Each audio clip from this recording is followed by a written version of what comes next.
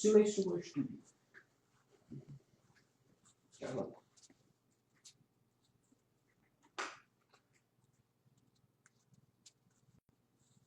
Tá gravando já. Minhas amigas, meus amigos, meu abraço. Agora já estou falando oficialmente como interventor constituinte interino da República. É claro que a nossa nação, transformada pelos meios de comunicação que não informam, não esclarecem, mas apenas querem ganhar um dinheirinho faturando de qualquer forma, chegou ao ponto que estava previsto lá no Apocalipse, de ninguém saber comprar e nem vender nada se não fosse pela propaganda. Então, agora, aconteceu. O país está com um presidente da República que a imprensa não viu. Já estou em pleno vapor com os atos interventoriais já na imprensa oficial e bastante antipáticos, porque a investidura de presidente da República é de administrador de governo, chefe supremo e autoridade suprema das Forças Armadas e magistrado de Estado. Na situação que eu peguei o país, eu tenho de começar como magistrado de Estado, porque tenho de primeiro fazer o expurgo da bandidagem oligárquica, comunista, fundamentalista, terrorista que tomou o poder. Sem tirar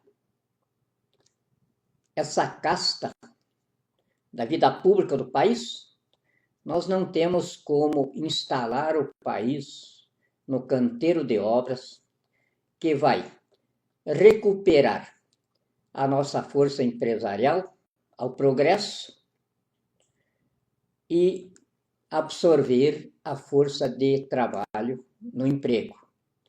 Então não tinha como nós começar a mudança do país. Agora é mudança mesmo, porque não é mudança de discurso eleitoral. Agora é a mudança estabelecida pelo próprio povo no exercício direto do poder. Porque eu sou o povo nesse exercício. Sou interventor constituinte interino da República, empossado pelo povo no dia 29 de dezembro de 2017. Nada mais sou, então, do que o serviçal número 1 da nação, que tenho de prestar conta diária para a nação e fazer o que a nação brasileira sempre perseguiu, que é o progresso para a qualidade de vida. Nesse desempenho de magistrado de Estado, hoje tive informação de que no Rio de Janeiro os traficantes estão cobrando pesados encargos dos empresários para manterem as suas fábricas, porque aqueles que não pagam ficam sujeitos a sequestro, a serem assassinados e a terem as suas empresas destruídas. Isto é o máximo a que um povo sem Estado, sem governo, sem leis e sem autoridades podia ter chegado. Este é o momento em que o povo, no exercício direto do poder, assumiu a presidência da República. E este é um encargo que pesa sobre os meus ombros como primeiro serviçal da nação neste desempenho. Preciso explicar, então, porque o magistrado tem sobre si a presunção de que não ignora nada.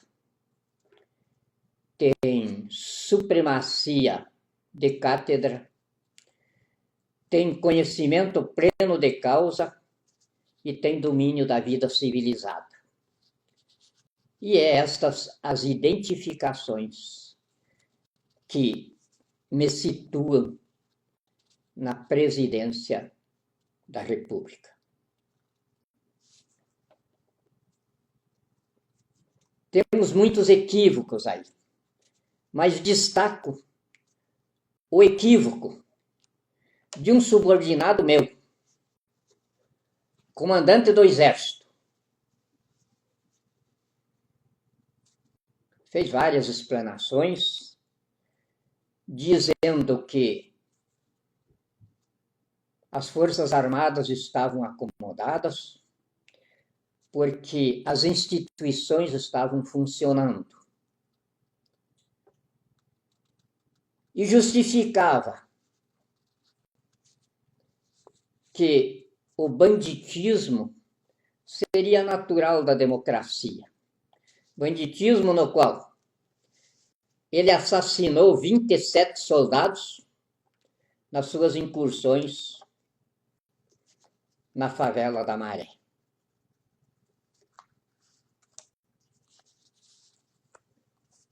Vai responder por isso. Porque um país deixa de ter instituições quando acontece isso. Porque isso só acontece quando não existe mais Estado. Quando não existe mais Estado, deixam de existir as autoridades, porque as autoridades precisam da investidura de Estado para eles terem legitimidade em suas decisões, principalmente no Poder Judiciário e até na própria polícia.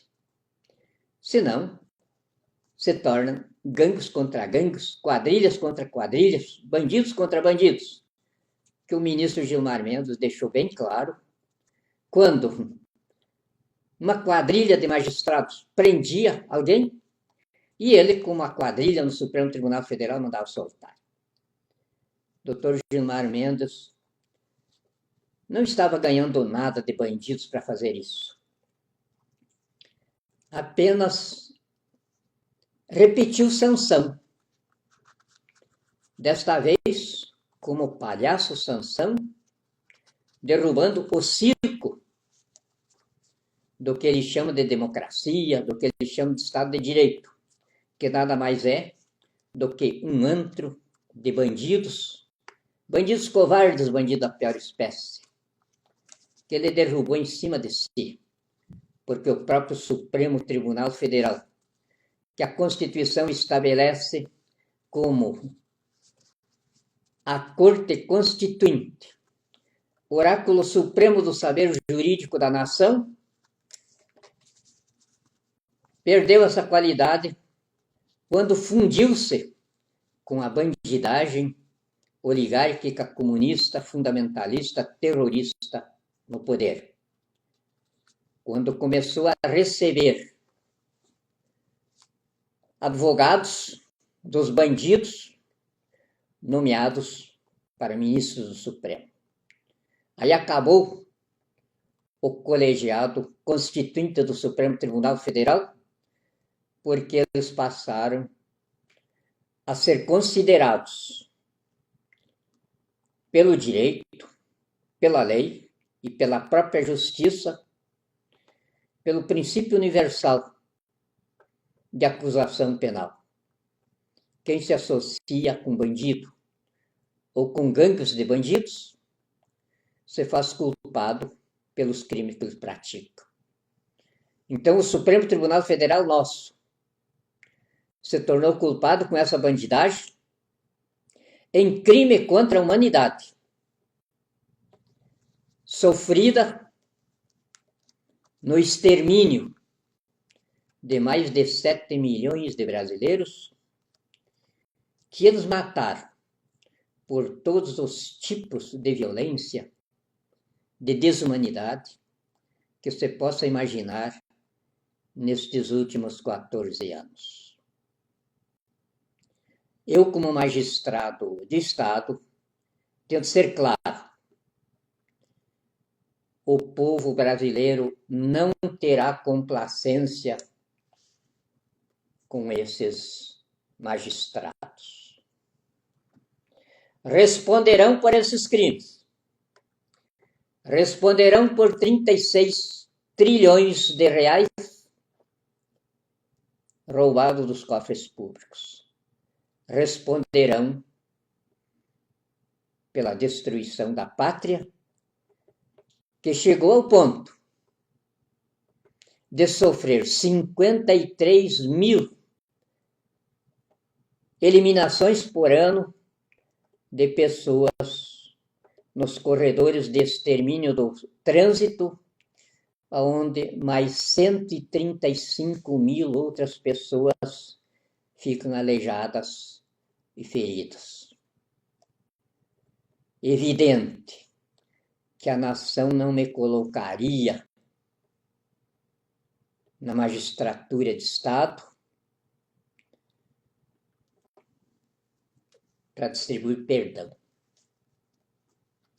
Até porque a bandidagem nunca solicitou perdão a ninguém.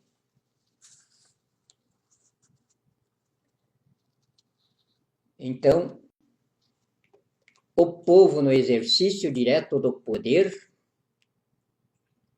desafia quem disser que o país está funcionando porque as suas instituições funcionam, a explicar o estado de guerra convulsional terrorista de massacre da nação, instalado pela tirania oligárquica, comunista, terrorista de bandidos no poder. Eu, como doutor em constitucionalismo, que é a doutrina da vida civilizada, que produz Constituição, não sei explicar. Mas vou pedir a bandidagem do poder. Comecei hoje com o primeiro ato de magistratura de Estado. Dentro do prazo de 15 dias, a me explicar como é que o país faliu, como é que houve esse roubo de mais de 36 trilhões de reais, como é que não temos mais 7 milhões de brasileiros, como é que nós afundamos numa dívida pública entre 7 e 9 trilhões de reais. Vamos explicar tudo isso diante do corpo de delito do país. A justiça penal, ela condena em cima de provas do crime. A primeira prova do crime é o corpo de delito. Se é um crime de homicídio, tem de haver o cadáver do morto.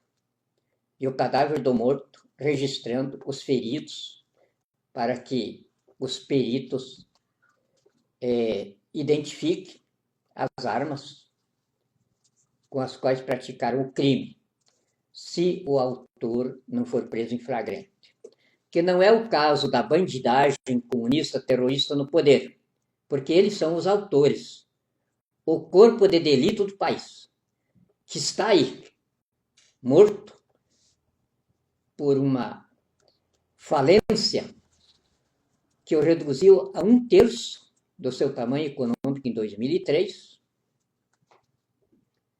está dizendo que quem o roubou, quem massacrou a nação, até esse estado, quem destruiu o país, até a situação em que está, é essa bandidagem que está no poder. Então eles vão ter de explicar para a gente por que fizeram isso. Eu tenho a impressão que eu não vou poder explicar. Por isso já solicitei nos foros internacionais, mediante a denúncia deles por crime contra a humanidade, da instalação de uma corte constituinte, uma corte sumária.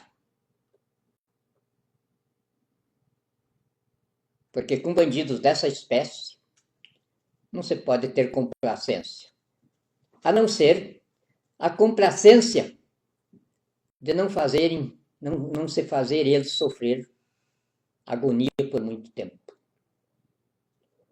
Os processos devem ser rápidos e as sentenças fulminantes.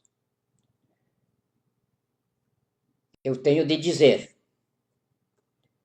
pelo povo no poder que eu encarno, que a civilização brasileira não tem mais espaço para bandidos de nenhum tipo, nem traficantes de droga, que estão submetendo empresários a lhes pagar para trabalhar honestamente, nem com políticos vagabundos, analfabetos mentirosos da espécie que está aí. E o pior dos analfabetos é aquele que se diz docente, que até anuncia ter escrevido livros de direito e tem, perante a sua quadrilha na Câmara dos Deputados, 25 denúncias por marginal, respondendo a 2 processos já instaurados no Supremo Tribunal Federal. Há uma gama de persecutórios policiais na Polícia Federal e já vários concluídos na Procuradoria-Geral da República. Quando um país chega a ter essa espécie de bandidos, outra solução não lhe restava a não ser a intervenção que a Constituição nossa prevenia para este momento e que o nosso povo soube usar com cautela. Com tanta cautela, com tanta sabedoria, com tanto grau de escolaridade, com tanta inteligência e com tanta fraternidade nacional, que está na presidência da República e a mídia não viu.